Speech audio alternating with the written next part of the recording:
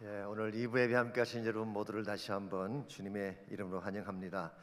영상에서 보신 것처럼 오늘부터 FPP 보험 선교훈련이 시작됩니다.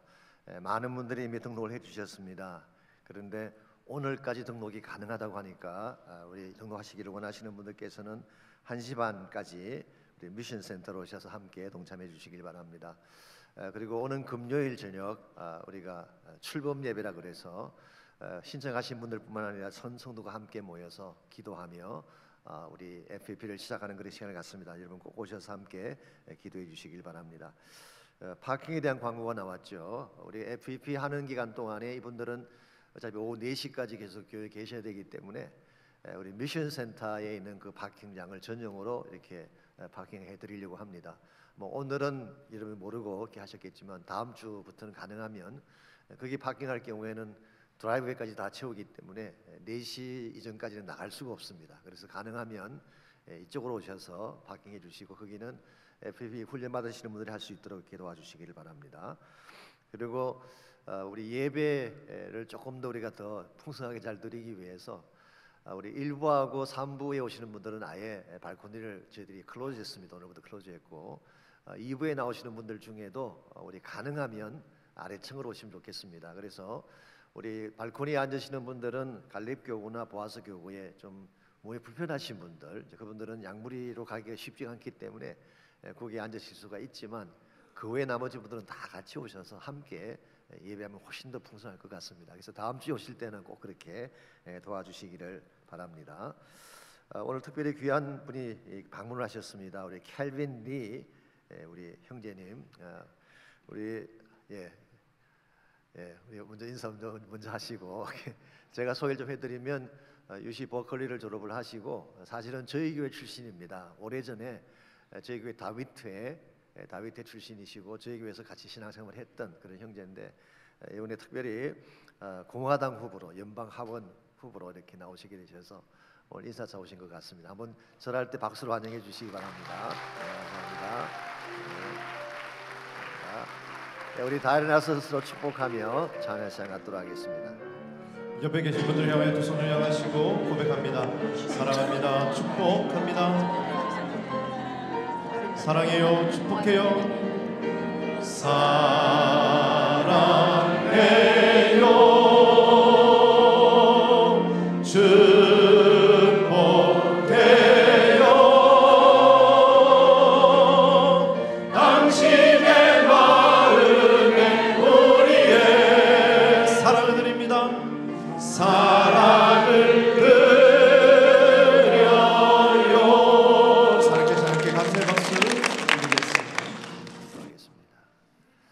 하나님 감사합니다. 저희들을 복음으로 구원해 주시고 복음에 대한 비전 갖고 살 수 있도록 은혜 주신 것 감사합니다.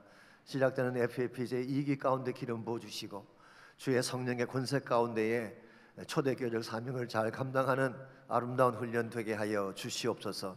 이 시간 소중한 예물을 주 앞에 올려드립니다. 11조 헌물과 감사의 제목들과 선교를 위해 드린 헌물들, 특별히 섬김을 위해 바쳐진 모든 헌물들을 축복하시고 주의 영광 위한 아름답고도 존귀한 예물 되게 하여 주시옵소서.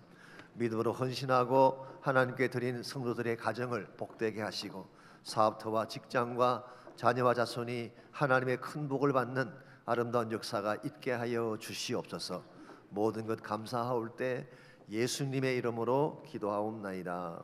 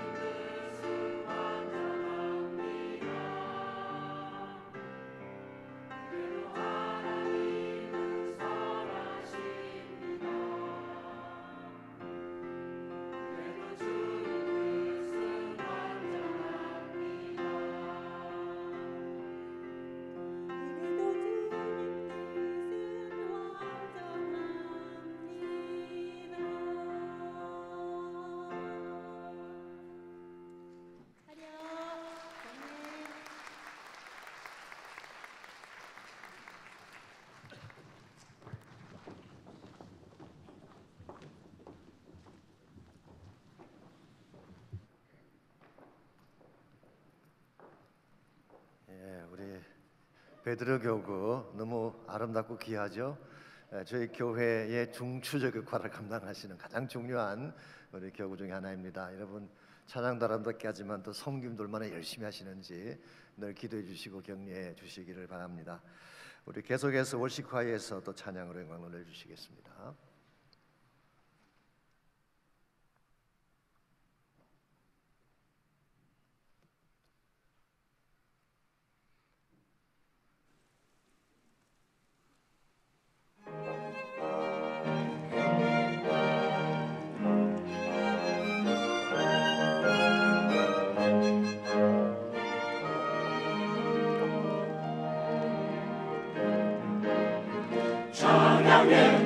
주님의 영광 세상의 창조자 그는 하나님 기뻐해 하늘 울리도록 찬양받기 합당하신 주님 여호와 주는 하나님 영원히 찬양 드리세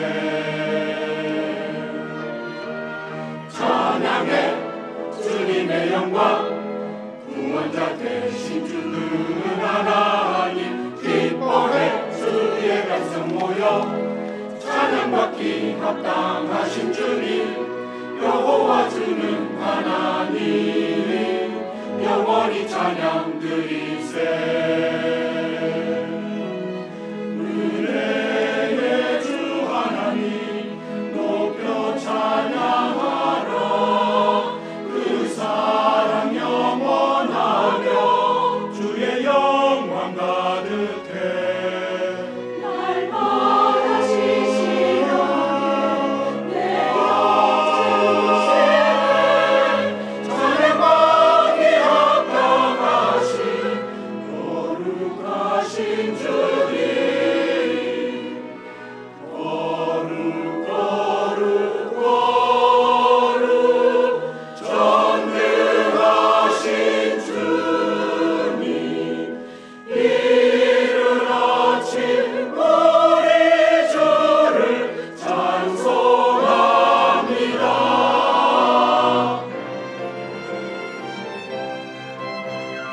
찬양해 주님의 영광 구원의 반석 되신 하나님 기뻐해 온 땅 울리도록 찬양받기 합당하신 주님 여호와 주는 하나님 영원히 찬양 드리세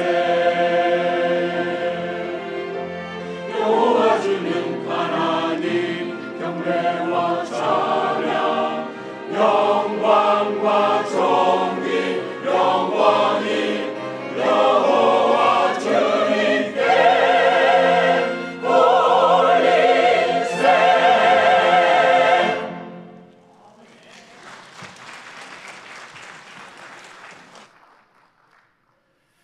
하나님 말씀 사무엘하 14장입니다. 14장 1절에서 11절까지 있는 말씀을 다 함께 찾겠습니다.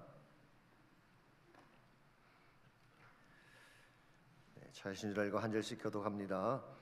스루의 아들 요압이 왕의 마음이 압살롬에게로 향하는 줄 알고 두고아의 사람을 보내 거기서 지혜로운 여인 하나를 데려다가 그에게 이르되 청하건대 너는 상주가 된 것처럼 상복을 입고 기름을 바르지 말고 죽은 사람을 위하여 오래 슬퍼하는 여인같이 하고 왕께 들어가서 그에게 이러이러하게 말하라고 요압이 그의 입에 할 말을 넣어주니라. 두고와 여인이 왕께 아랠 때에 얼굴을 땅에 대고 엎드려 이르되 왕이여 도우소서 하니 왕이 그에게 이르되 무슨 일이냐 하니라. 대답하되 나는 진정으로 과부니이다. 남편은 죽고 이 여종에게 아들 둘이 있더니 그들이 들에서 싸우나 그들을 말리는 사람이 아무도 없으므로 한 아이가 다른 아이를 쳐 죽인지라. 온 족속이 일어나서 당신의 여종 나를 핍박하여 말하기를 그의 동생을 쳐 죽인 자를 내놓으라. 우리가 그의 동생 죽인 죄를 갚아 그를 죽여 상속자 될 것까지 끊겠노라 하오니 그러한 자 그들이 내게 남아있는 숯불을 꺼서 내 남편의 이름과 시를 세상에 남겨두지 아니하겠나이다 하니 왕이 여인에게 이르되 내 집으로 가라 내가 너를 위하여 명령을 내리리라 하는지라. 드고와 여인이 왕께 아뢰되 내 주 왕이여 그 죄는 나와 내 아버지 집으로 돌릴 것이니 왕과 왕위는 허물이 없으리로다. 왕이 이르되 누구든지 내게 말하는 자를 내게로 데려오라. 그가 다시는 너를 건드리지도 못하리라 하니라. 우리 11절 다 같이 읽습니다. 여인이 이르되 청하건대 왕은 왕이 하나님 여호와를 기억하사 원수 갚는 자가 더 죽이지 못하게 하옵소서. 내 아들을 죽일까 두렵나이다 하니 왕이 이르되 여호와께서 살아계심을 두고 맹세하노니 내 아들의 머리카락 하나도 땅에 떨어지지 아니하리라 하니라. 아멘. 아시는 대로 미국을 대표하는 음료수가 콜라죠. 미국뿐만 아니라 전 세계 거의 모든 사람들이 애호하는 드링크가 콜라입니다. 그 중에서도 가장 많이 마시는 것이 코카콜라이죠. 사람들이 맛이 좋다고 생각하기 때문입니다. 그런데 과연 코카콜라의 맛 때문에 사람들이 그것을 선호할까요? 오래전에 미국의 잡지 중에 Taste of Home이라고 하는 잡지가 있습니다. 미국 사람들이 좋아하는 요리나 식료품을 다루는 푸드 전문 잡지입니다만은 그 잡지사에서 코카콜라와 펩시콜라의 맛을 비교하는 실험을 한 적이 있습니다. 근데 펩시 캔에는 코카콜라를 담고 코카콜라 캔에는 펩시를 담은 후에 서로의 맛을 비교하게 한 것입니다. 물론 감식하는 사람은 이것을 몰랐습니다.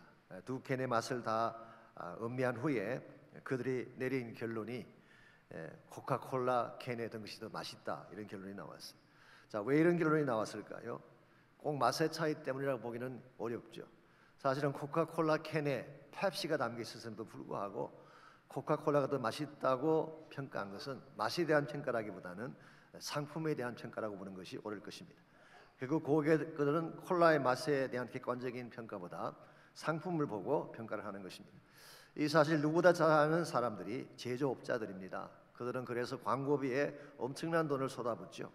이미지를 만들어내고 브랜드를 부각시키기 위함입니다. 심한 경우에는 과대 광고를 해서 고객들을 어뷰즈하는 케이스도 있습니다. 그러나 여러분, 화려하게 그 포장을 잘 장식한다고 해서 참된 성자가 꼭 될 수 있을까요? 저는 그렇지 않을 것이라고 생각합니다. 처음에는 포장지에 속을지 모르지만 결국은 내용물이 승패를 결정하는 것입니다. 우리 인생도 마찬가지입니다. 오늘날 많은 사람들이 겉모양을 꾸미고 외형을 포장하는데 애를 쓰고 있지만 그 포장보다 더 중요한 것은 그 속에 담겨져 있는 알맹이입니다. 아무리 화려하게 잘 포장을 해놓아도 그 안에 바른 가치가 없다면, 바른 열매가 존재하지 않는다면 그 인생은 결코 좋은 인생이라고 말할 수가 없습니다. 크리스찬 삶도 마찬가지입니다. 거룩한 외형만으로 충분하지가 않습니다. 거룩한 삶의 열매가 있어야 되는 것입니다. 사랑에 대해서 외친다고 충분한 것이 아니라 실제로 사랑하는 열매가 우리 삶 속에 일어나야 됩니다. 그래야지 사람들이 우리를 통해 선한 영향을 받게 되는 것입니다. 그럼에도 불구하고 오늘날 현대 크리스찬들 중에 상당 숫자가 외적인 거룩함만 자랑하려고 외형만 꾸밀며 살아가다 보니까 세상 사람들에게 외면당하기도 하고 복이 막히는 경우도 흔히 볼 수가 있습니다. 사람들이 정말 보고 싶은 것은 우리 안에 있는 진정한 가치인데 겉모양만 나타내려고 했기 때문입니다. 20세기 최고 영성가 중에 한 사람인 달라스 윌라드라고 하는 분이 있죠. 이분은 서던 베프티스트에서 목회를 하신 적도 있고요. USC에서 오랫동안 티칭하신 학자이기도 합니다. 그분이 쓴 책 중에 하나님의 모략이라고 하는 Divine Conspiracy라고 하는 책이 있습니다. 그분은 그 책에서 현대 크리스찬 삶을 두 가지 단어로 표현한 적이 있습니다.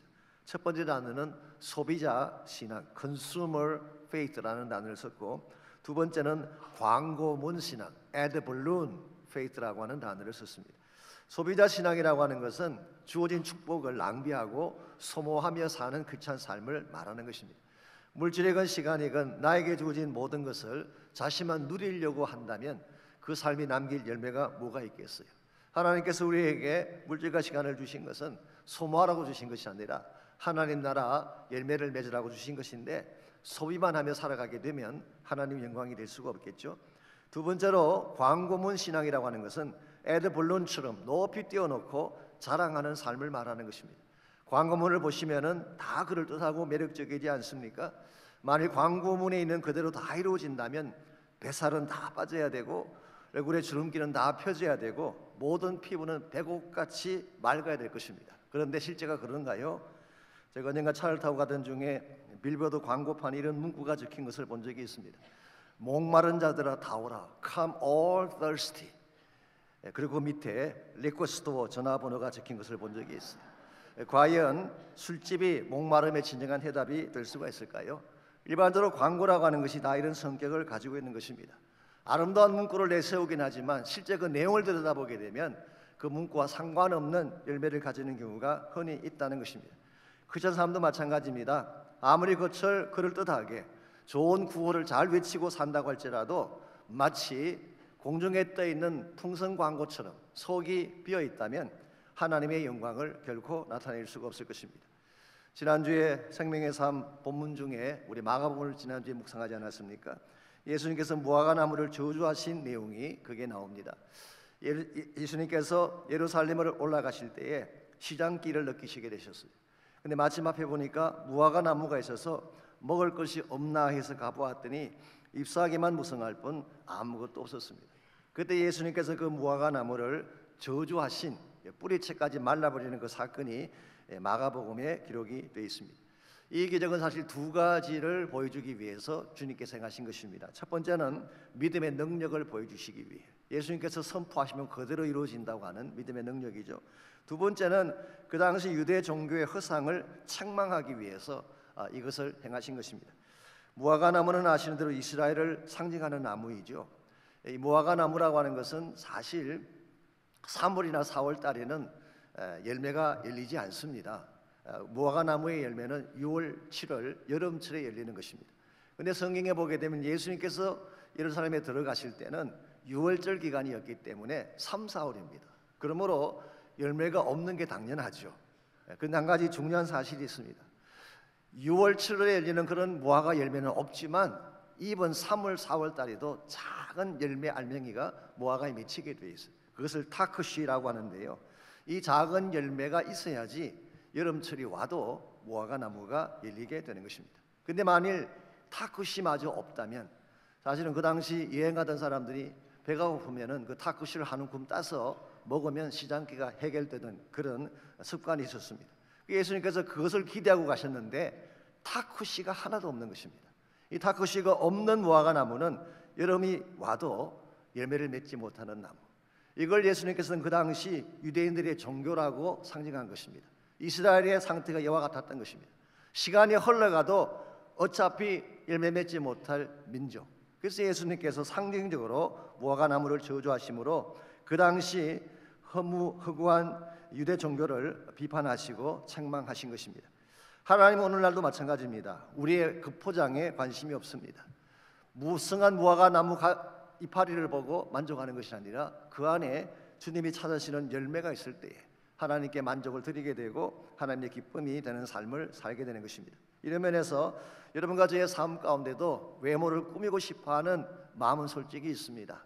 누구나 다 포장하고 싶고 잘 보이고 싶은 마음이 다 있지 않겠습니까? 그럴지라도 우리의 그 포장에 치중하지 아니하고 우리 내면 속에 바른 열매를 맺을 때 이것이 하나님께 영광이 되고 우리 삶을 사는 과정에서도 좋은 열매를 맺는 것입니다. 그렇다면 어떻게 할 때에 우리의 그 포장을 다 벗어버리고 하나님이 기뻐하실 참된 열매를 맺으며 살아갈 수 있을지 오늘 본문을 중심으로 이것을 함께 정리해 보려고 합니다. 오늘 같이 읽은 본문에 보시게 되면 가식된 포장으로 다윗의 마음을 움직이려고 했던 요압이라는 사람의 시도가 오늘 본문에 기록된 내용입니다. 지난주 압살롬이 자기 형 암논을 살해한 사건을 다루어 드렸죠. 자기 형을 죽이고 도망을 치게 됩니다. 우리 13장 37절에 보시게 되면 압살롬이 도망하여 그술왕 달메에게로 갔다 그렇게 기록이 되어 있습니다. 여기 그술이라는 지역은 이스라엘 북쪽에 있는 아람의 소국을 말합니다. 그리고 이 그술왕 달메라는 왕에게 딸이 있었는데요. 그 딸이 마아가라는 딸입니다. 그리고 다윗이 마아가와 정략적인 결혼을 하게 됩니다. 그래서 정략 결혼을 해서 낳았던 아들이 바로 압살롬이었어요. 그러므로 그술 땅으로 갔다 이 말은 다른 말로 표현하면 압살롬이 다윗을 피해서 외할아버지 집으로 도망갔다 그런 뜻입니다. 거기에서 그는 3년을 보내게 됩니다. 그랬더니 39절 보시면은 다윗 왕의 마음이 압살롬을 향하여 간절하니 암논은 이미 죽었으므로 왕이 위로를 받았습니다. 암논은 이미 죽었기 때문에 이제 세월이 흘러가는 과정에서 그에 대한 아픔은 많이 가라앉았다, 그런 뜻입니다. 그 대신 자기를 떠나갔던 압살롬에 대한 그리움이 다윗의 마음을 가득 채운 것입니다. 그런데 이와 같은 다윗의 심정을 아주 꿰뚫어지게 잘 알고 있는 한 사람이 있었어요. 그 사람이 바로 요압이라고 하는 사람입니다. 그래서 14장 1절을 보시게 되면 스루의 아들 요압이 왕의 마음이 압살롬에게로 향하는 줄을 알고, 이 요압이라는 인물은 참 요상한 그런 인물입니다. 다윗의 최측근으로서 정말 다윗에게 있어서는 입에 혀같이 행했던 그런 인물이 요압이었습니다. 다윗이 원하는 것이라면 물불 가리지 않고 나서서 했던 인물이 요압이었습니다. 지난번에 우리아를 전쟁터에서 죽게 할 때도 다윗의 의도를 잘 읽고 나가서 행했던 사람이 요압이었죠. 그런데 한 가지 문제가 있습니다. 정말 다윗이 원하는 것이라면 무엇이든 행하는 것이 요압인데 순수한 마음으로 다윗을 섬긴 것은 아닙니다. 자신의 욕망과 출세를 위해서 이와 같은 일을 자행한 것입니다. 그래서 원천적으로 그의 성격 자체가 간사하기도 하고 이와 같은 시실성이 결여되어 있기 때문에 나중에 다윗이 임종하기 직전에 자기 아들 솔로몬에게 부탁을 하죠. 내가 죽고 나면 이 요압을 반드시 처치하라. 그런 내용이 후반부에 나오고 있습니다. 이와 같은 요압이 2절 말씀 보시면은 드고아의 사람을 보내 거기서 지혜로운 여인 하나를 데려다가, 우리말 번역에는 지혜로운이라고 번역했지만 사실 클레버, 아주 간교한 여인, 그렇게 보는 것이 더 맞습니다. 그에게 이르되 청하건대 너는 상주가 된 것처럼 상복을 입고 기름을 바르지 말고 죽은 사람을 위하여 오래 슬퍼하는 여인같이 하라. 자, 이것은 이제 요압이 그 여인에게 요청한 것입니다. 상주 같은 옷을 갈아입고 오랫동안 슬퍼한 듯한 그런 표정을 짓고 아주 초라한 과부 행색을 하라는 것입니다. 그리고 3절 말씀 보게 되면 요압이 그의 입에 할 말을 다 넣어주었다고 했어요. 그러므로 이 여인은 처음부터 요압이 사용하기 위해 택한 여인. 그래서 이 여인의 입술에다가 자기가 하고 싶은 말을 다 집어넣어준 후에 상주 같은 모습으로 꾸미게 하고 그리고 다윗을 찾아가게 한 것입니다. 그러므로 오늘 본문에 나오는 이 드고아의 여인은 처음부터 진정성이 없는 여인이에요. 그가 했던 모든 이야기는 진실이라기보다는 허구적으로 꾸며낸 이야기인 것을 알 수가 있습니다. 자, 5절에서 7절까지를 보시면은 그 여인의 사연이 다음과 같이 기록이 되어 있습니다. 나는 진정으로 과부입니다. 옛날 성경인 개역 한글에서는 참 과부라고 했어요. 여러분, 가짜 과부도 있나요? 여러분, 진짜를 너무 강조하면 가짜일 확률이 많습니다. 진 과부, 참 과부, 할 필요가 없는 말을 덧붙이고 있죠. 남편은 죽고 두 아들이 있었는데 그 두 아들이 들에 나가서 싸우다가 말리는 사람이 아무도 없는 가운데서 형이 동생을 쳐 죽이게 됐다고 합니다. 그랬더니 7절 말씀 보시면은 온 족속이 일어나서 동생을 죽인 형을 죽이겠다고 한 것입니다. 이렇게 되면 이 과부는 한꺼번에 두 아들을 다 잃어버리게 되고 그 가문은 씨가 말라지게 되는 것입니다. 이와 같은 그의 사연을 다윗에게 이야기했더니 8절에 보시게 되면 왕이 여인에게 이르되 내 집으로 가라. 내가 너를 위하여 명령을 내리리라. 오케이, 알았다. 내가 알아서 처리해 줄게. 그렇게 다윗이 답을 한 것이죠. 그랬더니 11절 여기에서 여인은 한 가지를 더 붙이게 됩니다. 왕은 왕의 하나님 여호와를 기억하사 원수 갚는 자가 더 죽이지 못하게 하십시오. 여기서 그 여인은 여호와의 이름을 들먹이고 있습니다. 더 정확하게 표현하면 여호와의 자비하심과 사랑을 금명하면서 더 이상 원수 갚는 일을 멈추게 해주십시오 라고 요청을 한 것이죠. 그 말에 대해서 다윗이 말합니다. 내 아들의 머리카락 하나도 땅에 떨어지지 아니하리라 맹세를 한 것입니다. 이거 보게 되면 다윗 참 착한 사람이에요. 와서 누가 호소하면은 그걸 거절하지 못하고 다 들어주는 마음이 여리고 순전한 사람인 것을 알 수가 있죠. 자, 이 말을 들은 이와 같은 다윗의 확답을 들은 여인이 13절 보시면은 진짜 하고 싶은 본론을 다윗에게 하게 됩니다. 여인이 이르되 그러면 어찌하여 왕께서 하나님의 백성에게 대하여 이 같은 생각을 하셨나이까? 이 말씀을 하심으로 왕께서 죄 있는 사람같이 되심은 그 내 쫓긴 자, 이것은 압살롬을 말하는 것입니다. 그 내 쫓긴 자를 왕께서 집으로 돌아오게 하지 아니하심이니이다. 사실은 이 말을 하려고 교모한 논리와 상황을 설정한 것입니다. 이 여자가 했던 이 모든 시도들을 보게 되면 참 그럴듯해요. 설득력 있는 말처럼 느껴집니다. 우발적으로 형제가 싸운 것도 그렇고 하나들이 죽었는데 그 처자들마저도 죽게 되는 상황 설정도 그렇고, 더구나 하나님이 사랑이신데 사랑의 하나님이 원수 갚는 것을 멈추어야 하지 않겠느냐라고 하는 논리도 기가 막힙니다. 참 잘 꾸며낸 이야기고 아름답게 설정한 이야기이죠. 그러나 아무리 아름답게 잘 포장하고 잘 만들어진 이야기라고 할지라도 이와 이 이야기가 진실에 근거하고 있지 않으면은 그 이야기는 아무런 감동도 줄 수가 없습니다. 아무리 좋은 이야기, 감동적인 것처럼 느껴지는 스토리라도 진실에 베이스를 두고 있지 않다면 그 스토리는 절대로 감동을 줄 수가 없습니다. 마치 몇 년 전에 한국에서 화제가 되었던 지하철 안에서의 결혼식과 같은 케이스입니다.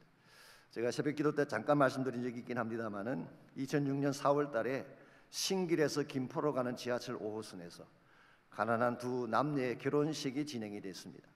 남자가 그 승객들에게 먼저 이 결혼식을 올릴 수밖에 없는 사연을 다음과 같이 설명을 했습니다. 저는 고아로 자랐습니다. 남들처럼 예식장에서 결혼식을 올릴 형편이 되지 못해 우리가 처음 만난 이 5호선에서 결혼식을 올리기로 했습니다. 비록 주례자도 없고 하객은 승객 여러분이 전부입니다마는 우리 부부는 평생 행복하게 살 것을 맹세합니다. 그리고 준비한 반지를 신부의 손에 끼워주자 신부의 눈에서는 하염없이 눈물이 흘러내렸습니다. 이것을 지켜보던 승객들 중에 많은 사람들이 박수로 축하하기도 하고 눈시울을 적시면서 이 광경을 보고 있었어요. 어떤 할머니 한 분은 신랑의 등을 두들겨 주면서 격려금까지 내어놓았다고 합니다. 이 장면을 보았던 승객 중에 한 사람이 이것을 휴대폰 전화에 고스란히 담아서 영상을 이렇게 네티즌이 보라고 올린 것입니다. 그리고 제목을 붙이기를 세상에서 가장 아름다운 결혼식, 그렇게 타이틀을 붙였습니다. 이것을 본 모든 네티즌들이 열광을 했습니다. 그랬는데요, 이틀 후에 이 결혼식이 사실은 호스대 연극부에서 만든 연극이라는 사실이 밝혀지게 됐어요. 자, 이 사실을 알게 된 사람들이 느낌이 어땠을까요? 그래도 지하철 결혼식이 감동스러웠을까요? I don't think so. 이게 허구라 밝혀지는 순간 그들이 가졌던 그 감동은 아무런 의미가 없게 되는 것입니다. 아무리 아름답게 잘 포장을 해도 진실에 베이스를 두지 않으면 이런 스토리가 되는 것입니다. 오늘 본문에 소개된 이 드구와 여인이 다윗에게 들려준 스토리가 바로 그런 케이스입니다. 눈물을 자내도록 잘 꾸며진 이야기이긴 하지만, 그리고 하나님의 사랑이라고 하는 명분으로 멋지게 포장은 했을지라도 진실이 아니라면, 혹은 요압이 각색해서 만들어낸 이야기라면 그 열매는 결코 아름다울 수 없다는 것입니다. 실제로 다음에 다룰 것입니다마는 15장에 가보시게 되면 이와 같이 해서 압살롬을 데려오죠. 그 데려온 압살롬이 어떤 일을 자행하게 되나요? 반란을 일으켜서 자기 아버지를 쫓아내고 백주의 후궁을 범하는 정말 해서는 안 될 폐륜적인 악한 일을 자행하게 되죠. 그러므로 여러분, 포장을 아름답게 꾸민다고 해서 모든 것이 아름다워지는 것은 아닙니다. 그 속에 무엇이 담겨져 있느냐가 중요한 것입니다. 진실이 담겨져야 되고 사랑이 담겨져야 되고 참된 가치가 담겨지게 될 때에 진정한 차원의 빛을 발하게 되는 것입니다. 이런 면에서 한번 여러분과 제가 우리 삶을 점검해 볼 필요가 있습니다. 우리는 혹시 겉모양만 꾸미며 외형만 추구하며 사는 크리스천은 아닌지, 하나님이 정말 찾으시는 거룩한 알맹이는 빠뜨린 채 그 모양만 그럴듯하게 구성하고 만들어서 사는 삶을 계속하고 있다면 우린 지금이라도 껍데기를 벗고 진실로 돌아가야 됩니다. 그래서 하나님이 정말 찾으시는 바른 열매를 우리 삶 속에 담고 살아가야지 하나님께도 영광이 되고 주변 사람들에게도 좋은 영향을 끼치게 되는 것입니다. 그러므로 우리가 어떻게 하면 크리스천으로서 하나님이 찾으시는 참된 열매를 맺으며 살아갈 수 있을지, 오늘 본문에 소개된 요압과 압살롬의 케이스를 통해서 바른 열매를 맺으며 사는 데 꼭 필요한 몇 가지 원리를 함께 정리해 보려고 합니다. 첫 번째로 바른 열매가 있는 삶을 살면은 동기가 순수해야 됩니다. 순전한 동기를 가져야지 좋은 열매가 맺히게 되는 것입니다. 아무리 좋아 보이는 일이라고 할지라도 근본 동기가 불순하면 아름다운 열매를 맺을 수가 없습니다. 오늘 본문에 요압이 시도했던 이 시도는 외형상 보게 되면 좋은 시도처럼 보입니다. 왜냐하면 원수된 아버지와 아들을 화해시키려고 시도한 것 아닙니까?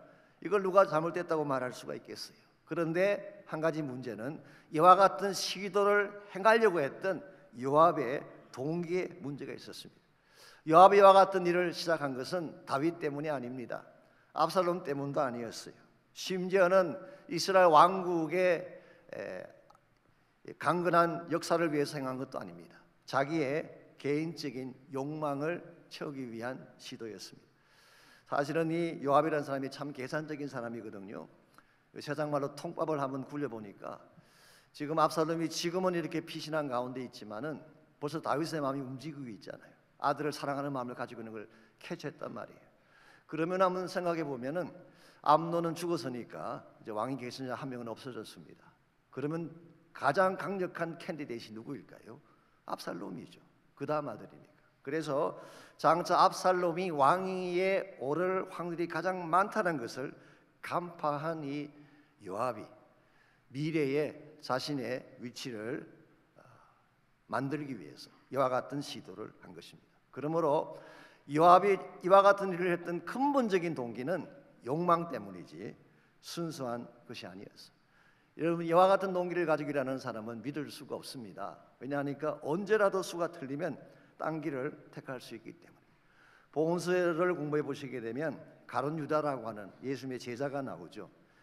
유다가 많기 때문에 그것을 구별하기 위해서 가롯 유다라고 했는데요. 이 가롯이라는 말이 출신 지역을 말하는 것입니다. 원래 이 이스카리ot이라는 이 단어가 the man of Kerioth라고 하는 의미를 가진 단어라고 합니다. 이 Kerioth라고 하는 지역은 헤브론 남쪽에 있는 유다 지경에 있는 도시입니다. 그러므로 예수님께서 가진 12제자 중에 대다수는 다 갈릴리 출신인데 유일하게 유다 도시에서 픽업한 인물이 가롯 유다였어요. 그래서 가롯 지역에서 나온 유다.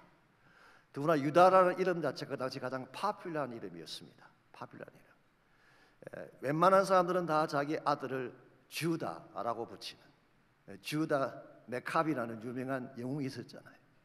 베너 기억나십니까? 베너의 이름이 뭡니까? 주다 베너죠. 이 베너라는 말은 훌의 아들이라는 뜻인데요. 이 베너도 유다 출신. 주다라는 말은 굉장히 유명한 그런 이름이었습니다. 뜻이 뭘까요? 찬양이라는 뜻을 가진 이름이에요. 그러므로 이 가룟 유다는 지역 출신도 유다 지경이었고, 그리고 그의 이름 자체가 찬양이라는 뜻을 가지고 있는 좋은 이름을 가지고 있는데 그의 내면은 그렇지 못했다는 데 문제가 있는 것입니다. 이 가룟 유다의 마음 속에는 순전함이 없었어요. 항상 계산적이고 자기 어젠다를 가지고 살아갔던 대표적인 인물이 가룟 유다였습니다. 한 번은 예수님께서 베다니에 계실 때에 마리아라고 하는 한 여자가 순전한 나드 한 건을 가져다가 예수님 발에 붓고 머리털로 그 발을 닦는 일을 했습니다. 이것을 지켜보았던 한 제자가 분노하며 되물었죠. 이 향료를 어찌하여 300데나리온에 팔아 가난한 자들에게 주지 않느냐. 그는 화를 내며 되물은 것입니다. 이 말을 한 자가 누구일까요? 바로 가룟 유다였습니다. 여러분 생각에 가룟 유다가 정말 가난한 자들 때문에 화를 내었다고 생각하십니까? 아닙니다. 돈이 아까워서 화를 낸 것입니다. 즉 자신의 주머니로 들어가야 할 돈을 왜 예수님에게 붓느냐는 것이죠. 그러므로 가룟 유다의 진정한 마음의 중심은 예수님이 아니에요. 자기 자신의 야망이었습니다. 그렇기 때문에 그는 주님을 따라다니긴 했지만 처음부터 순전한 동기로 따라다니는 것은 아닙니다. 어떤 성경학자는 따르기는 예수를 따랐지만 그의 마음 중심에는 사탄이 있었다, 그렇게까지 평가를 하고 있습니다. 그래서 외형적으로는 약자 편을 들고 가난한 자를 위하는 것처럼 보였지만 실상은 자기의 욕심을 채우기를 원했던 가룟 유다. 어쩌면 그가 예수를 처음 따랐을 때는 예수님이 위대한 혁명가가 되고 세상을 바꾼 인물이라고 생각해서 따라설 가능성이 많습니다. 근데 한 3년을 따라다니다 보니까 아닌 것 같거든요. 하시는 말씀이 계속 죽는다는 말씀만 하시지, 큰 자가 되려면 작은 자가 되라 그러지, 버리라 그러지, 포기하라 그러지, 아무리 머리를 굴려봐도 계산이 맞지가 않아요. 그래서 결국 3년이 다 됐을 때에 그 당시 기득권자였던 정교지주자들에게 언30을 받고 서성을 팔아 넘긴 것입니다. 이와 같은 가룟 유다의 생이 아름답다고 말할 수 있을까요?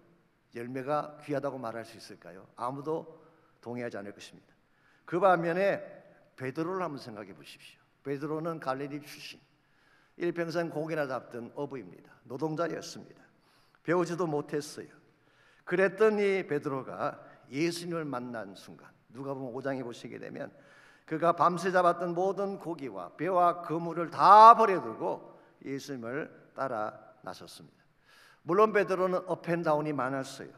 덤벙대는 실수를 많이 했어요. 심지어 주님 잡히시던 날 밤에 그를 모른다고 3번씩이나 부인하는 치명적인 실수까지 했던 인물입니다. 그런데요, 한 가지 가룟 유다와 다른 점이 있습니다. 가룟 유다에게는 없지만 베드로에게는 있었던 가장 중요한 요소가 있어요. 그게 뭐냐고 하면 주님을 향한 순수한 사랑이었습니다. 그는 실수는 했지만, 덤벙대긴 했지만, 무식하기 때문에 세련되지는 못했지만 그 마음 중심에 주님을 사랑하는 순수한 사랑이 있었던 거예요.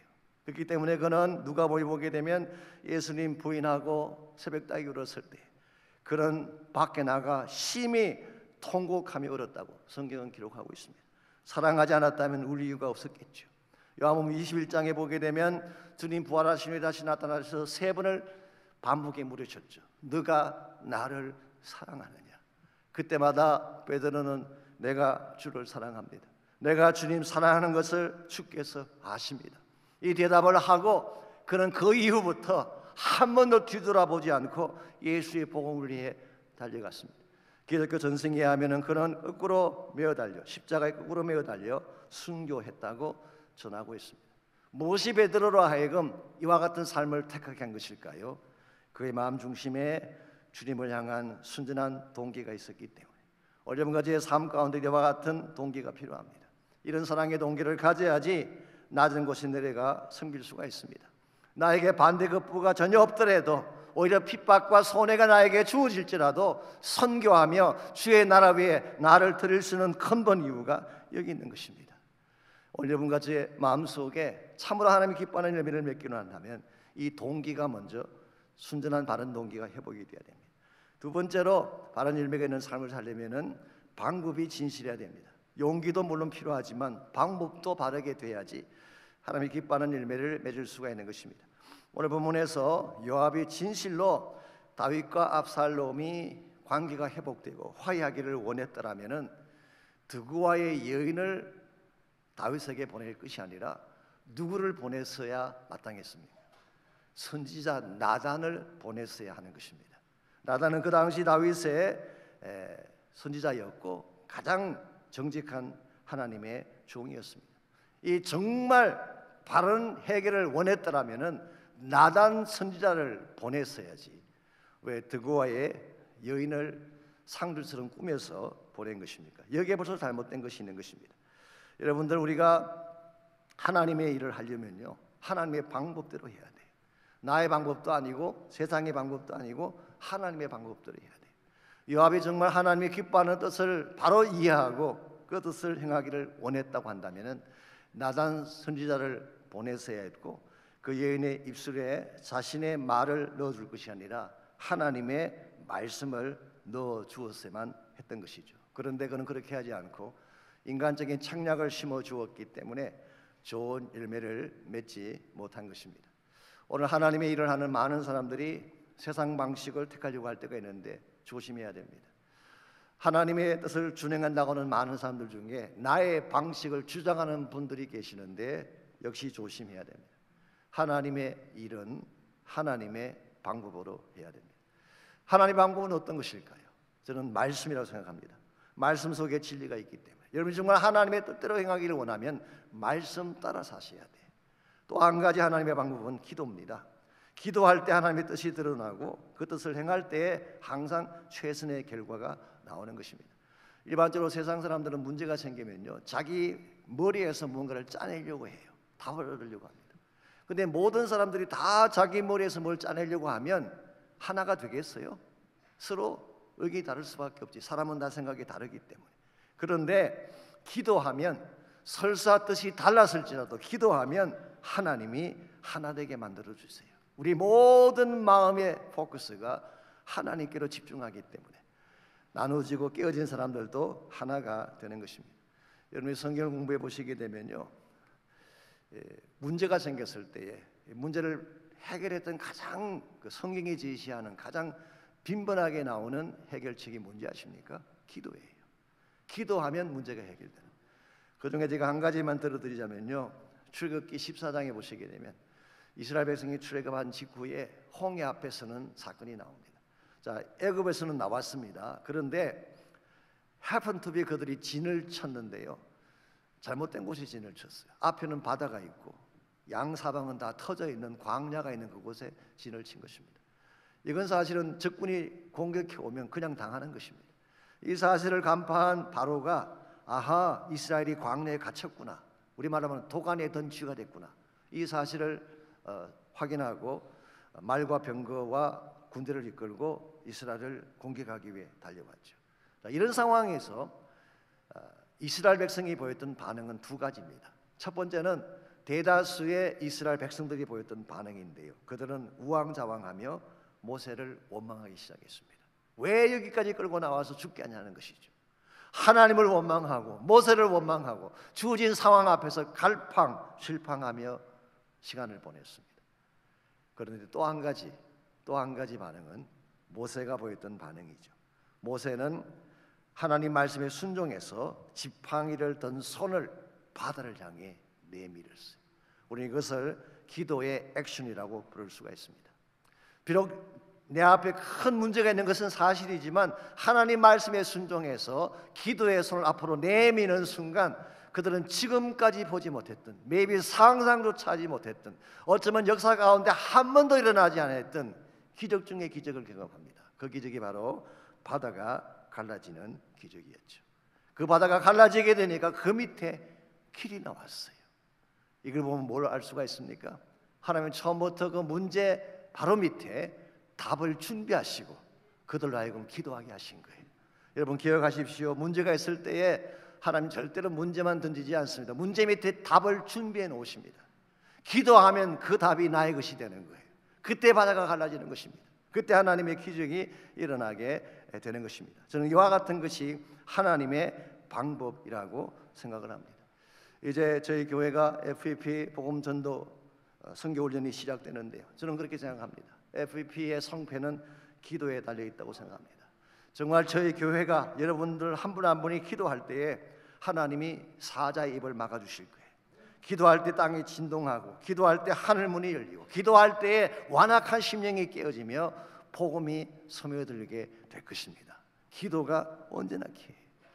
로렌 커닝햄이 쓴 책 중에 내 신을 벗으라는 유명한 책이 있죠. 거기 보게 되면 오래전 구소련에서 사역하시는 한 목사님에 대한 실화가 소개가 되어 있습니다.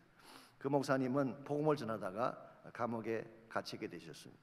그런데 그분은 감옥을 감옥이라고 생각하지 않고 선교지라고 생각했어요. 감옥에 있는 사람에게 전도하려면은 그 안에 들어가야 되잖아요. 그렇다고 일부러 사기치고 감옥 갈 필요는 없습니다. 이 목사님은 복음 전하다가 감옥에 들어가신 케이스입니다. 이분이 그 안에 생활하던 중에 흉악한 살인자 한 명을 그 안에서 만나게 됐어요. 얼마나 성격이 포악한지 간수조차도 접근하지 못하는 그런 사람. 이런 자에게 복음 전한다는 것은 상상조차 할 수 없는 일이죠. 그런데 한 가지 방법이 있었어요. 기도하는 것입니다. 기도하기로 작정을 하고 이분은 금식하며 모든 사람들이 다 잠자는 시간에 바닥에 엎드려서 기도했어요. 그 당시는 12시간을 노동을 했다고 합니다. 바깥에 나가서 12시간을 노동하고 들어오면 다 잠에 골아 떨어질 시간인데 이분은 금식하며 밤마다 기도한 것이죠. 어느 날도 한밤중에 일어나서 무릎 꿇고 눈물로 기도하는데 누군가가 등을 툭 치는 것입니다. 뒤돌아보니까 바로 그 살인자예요. 당신 지금 뭐 하는 거요? 기도하는 중입니다. 무엇을 위해 그토록 기도하는 것입니까? 그때 목사님이 눈물을 글썽이며 답을 했습니다. 바로 당신을 위해서입니다. 이 한마디 말에 그 흉악범이 충격을 받고 마음의 문을 열고 주님을 영접하고 삶의 변화가 일어나기 시작했어요. 악마 같았던 그 흉악범이 천사로 바뀌게 된 것입니다. 이것을 목격한 교도소 소장이 이 목사님 불러다가 질문했습니다. 당신이 도대체 무엇을 어떻게 했길래 이와 같은 변화가 일어났습니까? 그때 목사님의 답이 이와 같습니다. 내가 한 것은 아무것도 없습니다. 저는 기도만 했을 뿐인데 하나님께서 그를 변화시켜 주셨습니다. 이 말을 듣는 소장이 이렇게 이야기했다고 합니다. 솔직히 나는 하나님의 존재를 믿지 않았습니다. 그런데 저 흉악범의 변화를 보니 하나님을 인정하지 않을 수가 없어. 그리고 그 다음 날부터 그는 바깥에 노동하는 것이 아니라 주방에 들어가서 부엌일을 하며 교도 생활을 했다고 합니다. 부엌에 들어가면 어떤 장점이 있나요? 먹는 것만은 충분히 먹을 수가 있죠. 금식할 필요가 없습니다.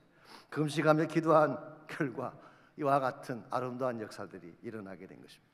여러분들 문제가 있을 때에 당황하지 마십시오. 우왕좌왕하지 마십시오.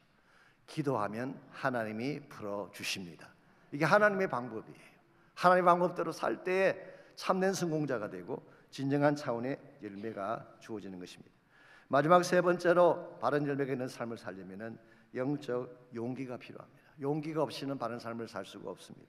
오늘 본문에서 그 여인이 들려준 그 이야기를 우리가 얼핏 들으면 참 설득력이 있어 보이는데요. 사실은 그 여자가 제시한 어널리지, 이 비유적 그 비교를 분석해 보면 정확한 어널리지가 아닙니다.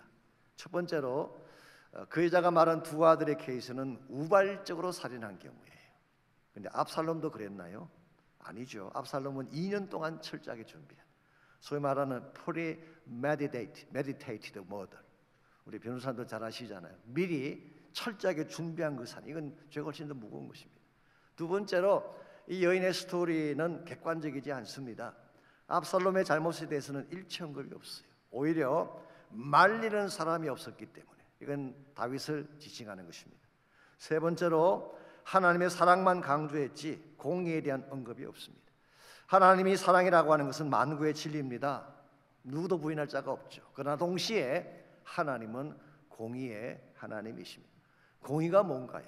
공의라고 하는 것은 하나님의 의를 기준으로 해서 죄를 심판하는 것을 말합니다. 그리고 하나님의 공의가 집행되면 우리가 지었던 모든 죄는 반드시 대가를 지불해야 돼요. 그 대가 지불은 바로 사망입니다. 죽은 후에는 지옥 가는 것입니다.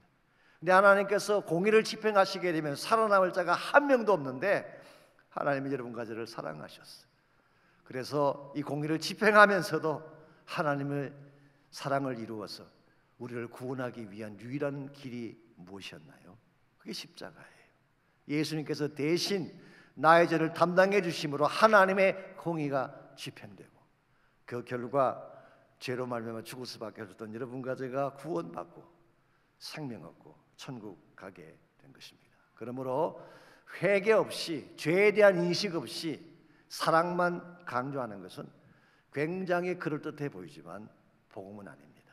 참된 복음은 하나님의 사랑 앞에 나의 죄를 인정하고 죄를 자복하고 회개할 때 그 사랑이 나의 사건이 되고 나의 축복이 되는 것입니다. 오늘 본문을 보시게 되면 아시겠지만 본문 어디를 보아도 압살롬이 회개했다는 기록이 한 군데도 나오지 않습니다. 3년 동안 외갓집에 가 있으면서도 한 번도 회개하거나 뉘우치다는 기록이 나오지 않고 돌아온 이후도 마찬가지였어요. 그러나 다윗은 어떻게 했나요? 사실 죄로 따지자면 다윗도 압살롬 못지않게 흉측한 죄를 지은 자예요. 그러나 다윗은 나단이 와서 당신이 바로 그 사람이라고 지적했을 때 그 자리에 무릎 꿇고 회개했어요. 자복했어요. 하나님이 이 다윗의 그 자복하는 회개를 보고 그를 회복시켜 주시고 다시 살게 한 것입니다. 이와 같은 이 자복하는 회개 사실은 쉽지 않습니다. 누구나 자기를 포장하고 싶고 미화시키고 싶지 나의 죄를 적나라하게 인정하는 것 절대로 쉽지 않습니다. 그러므로 용기가 필요해요. 그 용기는 내가 가진 용기가 아니라 성령께서 주시는 용기입니다. 이것이 영적인 용기예요. 제가 어릴 때 자랐던 저희 교회 이름, 시골 교회 이름이 삼성교회였습니다. 제가 발음을 잘 못하는데 그 성자가 이길 성자예요. 석삼자에다가 이길 성자. 세 번 이겼다라는 건데, 제가 그 목사님 설명을 들어보니까 저희 교회 이름을 짓게 된 동기가 다윗이 세 번 승리한 것을 염두에 두고 한 거래요. 첫 번째로 다윗은 골리앗과의 전쟁에서 믿음으로 승리했습니다. 두 번째로 사울과의 전쟁에서 사랑으로 승리했어요. 마지막 세 번째로 다윗은 자신과의 전쟁에서 회개함으로 승리한 것입니다. 그래서 하나님은 다윗을 다시 회복시키시고 다윗에게 더 찬란한 영광의 위치를 허락해 주신 것입니다. 여러분과 저에게도 이와 같은 용기가 필요합니다. 나의 죄를 인정하는 용기죠. 나의 껍데기를 벗어던지는 용기죠. 정말 십자가 앞에 정직한 영으로 나아가서 I'm sinner, 나는 죄인입니다 고백하고 예수의 보혈을 붙잡는 용기가 필요합니다. 여러분께서 그 기도를 하나님께 드릴 수만 있다면, 우리의 죄가 아무리 주홍 같을지라도 진홍 같을지라도 주님의 보혈이 우리를 깨끗하게 하시고 우리를 다시 치료하셔서 다시 일어서게 하십니다. 주님 앞에 나갈 때 여러분 일부러 가면을 쓸 필요 없습니다. 포장할 필요 없습니다. 있는 모습 그대로 나가면 돼요. Just as I am, 있는 모습 그대로 나가기만 하면 하나님께서 나를 있는 모습 그대로 받아주시고 십자가로 깨끗하게 치료하셔서 다시 일어나게 하십니다. 이게 복음이에요. 이 아침 여러분 마음 가운데 성령께서 임재하셔서 하나님 앞에 여러분의 죄를 자백하고 예수 한 분만이 나의 구원자임을 고백하고 주님께로 나오는 그런 축복이 있기를 바랍니다. 이 시간 나 머리를 숙이고 기도할 때에 주님, 나는 죄인입니다. 내가 지은 죄는 죽어야 마땅한 죄인데 예수님께서 나를 위해 죽으시고 부활하심으로 나의 죄를 맑게 씻기신 사실을 내가 믿습니다. 나의 마음의 문을 열고 예수님을 나의 구원자로 영접합니다. 주님, 나를 용서해 주시고 깨끗게 하시고 하나님의 자녀가 되게 달라고 기도하시기 바랍니다. 또 여러분 가운데 아직도 문제 때문에 힘들어하는 분이 있다면 하나님 이미 답을 준비하고 계십니다.